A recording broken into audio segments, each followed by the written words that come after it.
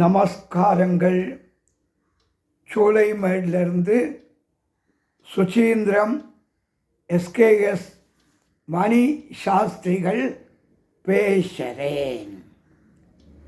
விஸ்வாவசு வருஷ பஞ்சாங்க படனம். இந்த புது வருஷமானது குரோதி வருஷம் பங்குனி மாதம் 30ஆம் தேதி 13/4/25 ஞாயிற்றுக்கிழமை ராத்திரி 14/4/25 திங்கட்கிழமை அதிகாலை 2:22 மணிக்கு சர மகர லக்னத்தில் சந்திர ஹோரையில் சர மேஷ ராசிக்குள்ள சூரிய பகவான் சஞ்சரிக்கிறார். விஸ்வாவசு அப்படிங்கிற நாமதேயத்தோட சித்திர வருஷ பிறப்பு சம்பவிக்கிறது. வருஷ ஆரம்பத்தில் வேத பண்டிதர்கள், ஆத்துவாத்தியார், ஜோதிட நிபுணர்கள் மூலமாக பஞ்சாங்க பலன கேட்பவர்கள் சகல க்ஷேமத்தையும் அடைவர் அப்படிங்கிறது நம்முடைய முன்னோர்களின் பரம்பரை அனுஷ்டானம். வசு அப்படின்னால் என்ன அர்த்தம் அப்படின்னால், வசு என்றால் தனம், தனம், வெல்த், பிரகாசம், பிரைட்னஸ், உலகம், நிறைவு என்று பொருள். இந்த வசு அப்படிங்கிற வாக்கியம் வேதத்தில் அடிக்கடி வந்துட்டே இருக்கும். அது ஒரு ஆசீர்வாத வாக்கியம். கல்யாணம் 4 நாள் உண்டு, இன்றைக்கும் கடைபிடிக்கிறோம். ஆனால் ஒரே நாளில் எல்லா பூஜைகளையும் நம்ம செஞ்சுடுறோம். 4 நாள் கல்யாணத்தில் 4ஆம் நாள் ராத்திரி மாப்பிள்ளை மடியில் பொண்ணை உட்கார சொல்லி மாப்பிள்ளை பொண்ணை ஆலிங்கனம் பண்ணிட்டோம். சாந்தி முகூர்த்த அறையில் ரூமில் சாஸ்திரிகளும் இருந்து ஒரு அரை மணி நேரம் ஜபம் உண்டு. அதுக்கு பேர் கர்ப்பாதானம். கர்ப்பாதானம் அப்படின்னு சொல்லுவா. அது வழக்கத்தில் உண்டு. அதை இப்போவும் நம்ம பண்ணுறோம். பகல்லேயே வாத்தியார் செஞ்சு விடுறார். அந்த கர்ப்பாதான பூஜைக்கு யார் அதிபதினு கேட்டால் விஸ்வாவசு என்கிற கந்தர்வராஜன் ஆகும். விஸ்வாவசு என்கிற கந்தர்வராஜன். அந்த கந்தர்வராஜன் அந்த மந்திரத்தில் திரும்ப திரும்ப திரும்ப ஒரு ஆசீர்வாத மந்திரம் சொல்லுவார். 10 மாதம் பூர்ணமான கர்ப்பம் ஏற்படணும், குறை பிரசவம் இருக்கக்கூடாது, சுகப்பிரசவமாக இருக்கணும், ஜீவச புத்திரனா பிறக்கணும், பூர்ண அவயவங்களோட குழந்தை பிறக்கணும், குழந்தை பூர்ணமான ஆயுளோட இருக்கணும் அப்படின்னு ஆசீர்வாதம் மந்திரம் வந்துட்டே இருக்கும். அந்த விஸ்வாவசு நாமக கந்தர்வராஜனின் விசேஷ வருஷம்தான் இந்த விஸ்வாவசு வருஷம். பல ஆயிரம் விஸ்வாவசு வருஷங்களை ஆராய்ந்து ரிஷிகளும் சித்தர்களும் விஸ்வாவசு வருஷம் எப்படி இருந்தது, எப்படி இருக்கும் அப்படிங்கிறத இடைக்கால சித்தர் எங்கப்பட்ட ஒரு சித்தர் வெண்பா என்கிற பாடல் மூலமாக நமக்கு சொல்லியிருக்கா.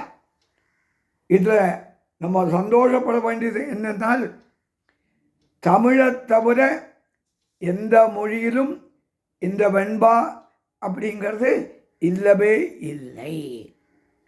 அந்த இடைக்கால சித்தர் இந்த விஸ்வாவசு வருஷத்தை பற்றி வெண்பாவில் என்ன சொன்னார்?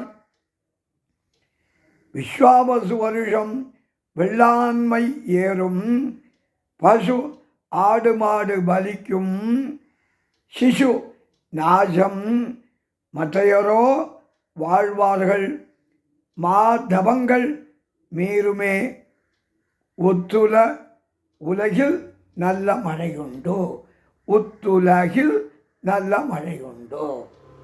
என்ன அர்த்தம்? விஸ்வாவசு வருஷம் வெள்ளாண்மை செழிக்கும், விவசாயம் தழைக்கும், கொழிக்கும்.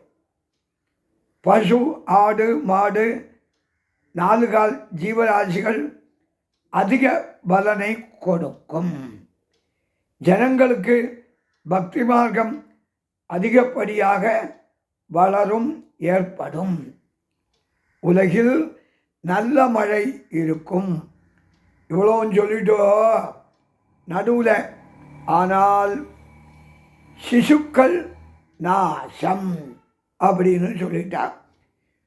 ஒரு வயதுக்கு உட்பட்ட குழந்தைகளுக்கு சிசுக்கள்னு பேர். அதாவது இங்கிலீஷில் இன்ஃபேண்டுங்கிறோம், சிசுக்கள். 5 வருஷத்துக்கு முன்னாடி சார்வரி வருஷம் வந்தது. அந்த சார்வரி பஞ்சாங்கத்தில் இந்த வருஷ வெண்பாவில் குறிப்பிட்டபடி பல கோடி பேர் இறந்து போயிட்டா. உங்களுக்கு தெரியும், கோவிடு வந்தது. அதுபோல் இந்த வருஷம் சிசுக்கள் நாசம் என்று கூறி கஷ்டம் ஒன்றுமே வரக்கூடாது. அதை தவிர்க்க என்ன வழின்னு சொல்லிட்டாவா. ஒரு வயசான பிற்பாடுதான் சிசுக்களுக்கு ஆத்மபலம் கிடைக்கும். அதனால் ஆத்மகாரகன் சூரியனை எல்லாரும் வீட்டை விட்டு வெளியில் வரும்போதோ குறைந்தபட்சம் ஒரு க்ஷணமாவது சூரியனை பார்த்து லோகத்தில் உள்ள எல்லா குழந்தைகளும் நீண்ட ஆயுள பெறணும் அப்படின்னு நம்மெல்லாம் பிரார்த்தனை செஞ்சுட்டு தான் காம்ப 4 மணிக்கு போகிறோமோ, 6 மணிக்கு வெளியில் போகிறோமோ, 12 மணிக்கு போகிறோமோ செய்யணும். அதே மாதிரி ஆத்மகாரகன் சிவனையும் வழிபடணும். ஆதித்ய ஹிருதயம் ஞாயிற்றுக்கிழமை வீட்டில் ஜபம் பண்ணவோ கேசட்டு போட்டு கேட்கவோ செய்யணும். சூரிய நமஸ்காரம் பண்ணணும். நம்ம குடும்பத்தில் சிசுக்கள் இருக்காளோ இல்லையோ, நம்ம இந்த சின்ன பிரார்த்தனை லோகத்தில் உள்ள சிசுக்களுக்காக செஞ்சோமானால் சிசுக்களுக்கு மரண பயம் நம்மால பனி மாதிரி விலகிடும் அப்படின்னு சித்தர்கள் சொல்லியிருக்கா. அது நம்ம செய்வோமே, சமமில்லாமல் சின்ன கஷ்டம். அடுத்தாப்புல விஸ்வாவசு வருஷத்துக்கு நிகரான மற்ற வருஷங்கள். சாலிவாகனம் 1947-48, கலி 5126, மிச்சம் சேஷம் கலி 4,26,874. இன்னும் 4.5 வருஷம் இருக்குது. 4.5 லட்சம் வருஷம் இருக்கு. கொல்லம் ஆண்டு 1200 1201. விக்ரம சகம் 2081 82. வள்ளுவர் ஆண்டு 2057. பிரபவ விபவ ஆரம்பித்து தமிழ் வருஷங்கள் 60. அதில் விஸ்வாவசு 39வது வருஷம். இந்த வருஷத்துக்கு நாயகர்கள் அதிபதிகள் யாருன்னு கேட்டால் ராஜாவோட சேனாதிபதியும் அர்க்காதிபதியும் மேகாதிபதியும் சூரிய பகவான். அவர்தான் தகப்பனார். அவருக்கு இந்த பொறுப்பு கிடைச்சது ரொம்ப விசேஷம். மந்திரி சந்திர பகவான் தாயார்கிட்ட மந்திரி பொறுப்பை இந்த வருஷம் கொடுத்துருக்கா. தானியாதிபதி தானியங்கள் செவ்வாயிட்ட கொடுத்துருக்கா. அவன்தான் பூமிகாரகன், ரொம்ப விசேஷம். சஸ்யாதிபதி கரிகாய் பூச்சி புழு தொல்லை இல்லாமல் உளுத்து போகாமல் பூர்ணமான விளைச்சல் ஏற்படுறதுக்கு குருவருள் வேணும். அந்த குரு பகவானே சஸ்யாதிபதி. நீரசாதிபதி தேயிலை, காபி, மது, லாகரி வஸ்துக்கள். இதுக்கு அதிகம் ஜலம் வேண்டாம். புதன் அக்னி கிரகம். அவனுக்கு புத பகவானுக்கு நீரசாதிபதியும். இந்த வருஷ தேவதை ஹிரண்ய கர்ப்பர். தங்கமான பூர்ணமான ஜீவராசிகள் கர்ப்பத்திலிருந்து வெளிவர்ணம் செழிப்பு. பசு நாயகர் கோபாலன். பசு நாயகர் சம்ரக்ஷகர் ஸ்ரீகிருஷ்ணன். அப்படியாக இந்த வருஷ நாயகர்கள் ரொம்ப விசேஷமாக இருக்கா. மழையை பற்றி சொல்லும்போது 100 யோஜனை உயரமும் 60 யோஜனை அகலமும் கொண்ட அளவிற்கு ஒரு மழைக்கால்னு பேர். லிட்டர், படி, கிலோங்கிராம் மாதிரி.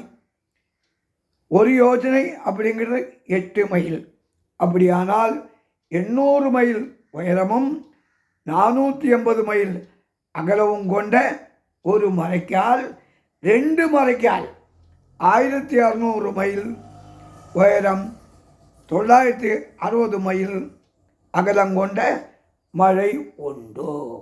நிறைய மழை. அதில் 10 பாகம் சமுத்திரத்தில் விழுந்துருமாம். 20 பாகமாக பிரித்தா 10 பாகம் சமுத்திரத்தில் விழுந்துருமாம்.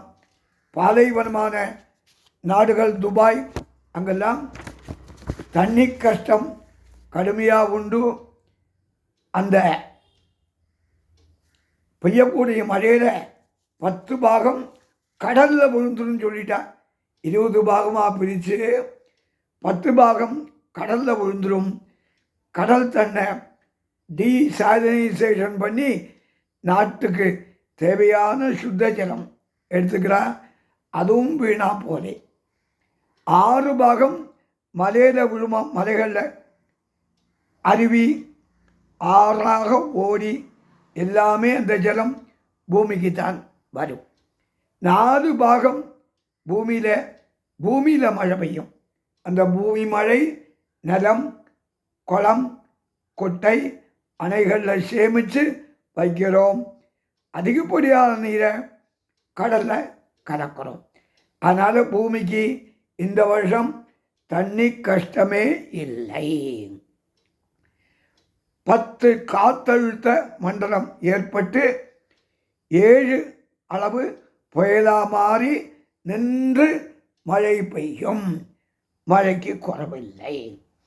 சித்திரை, ஆனி, புரட்டாசி, மார்கழி, தை.